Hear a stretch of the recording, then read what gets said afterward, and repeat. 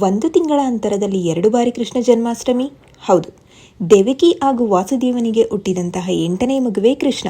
ಕೃಷ್ಣ ಹುಟ್ಟಿದಂತಹ ದಿನ ಶ್ರಾವಣ ಮಾಸ ಕೃಷ್ಣ ಪಕ್ಷದ ಅಷ್ಟಮಿ ತಿಥಿಯಂದು. ಹಾಗೆ ಕೃಷ್ಣ ಹುಟ್ಟಿದಂತಹ ಸ್ಥಳ ಮಥುರೆಯ ಕಾರಾಗೃಹದಲ್ಲಿ. ಅದೇ ಜಾಗದಲ್ಲಿ ಇಂದು ನಾವು ನೋಡಬಹುದಾದ ಕೃಷ್ಣ ಜನ್ಮಸ್ಥಳ ದೇವಸ್ಥಾನ.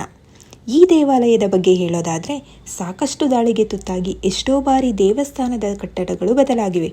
ಆದರೆ ಇಲ್ಲಿನ ಮೊದಲ ದೇವಸ್ಥಾನವನ್ನು ನಿರ್ಮಾಣ ಮಾಡಿದ್ದು ಕೃಷ್ಣನ ಮರಿ ಮೊಮ್ಮಗ ವಜ್ರನಾಭ.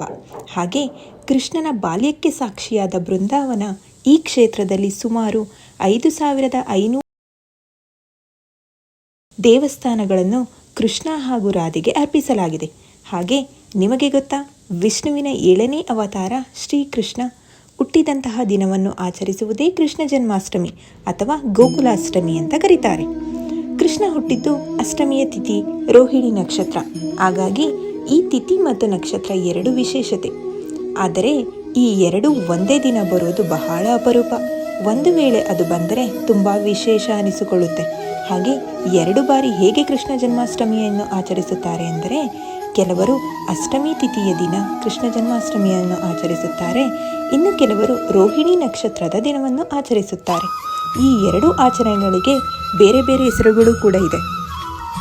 ಮನ್ನಾರ್ ಕೃಷ್ಣ ಜಯಂತಿ ಅಷ್ಟಮಿ ತಿಥಿಯಾದರೆ, ತೋಳಪ್ಪರ್ ಕೃಷ್ಣ ಜಯಂತಿ ರೋಹಿಣಿ ನಕ್ಷತ್ರವಾಗಿದೆ.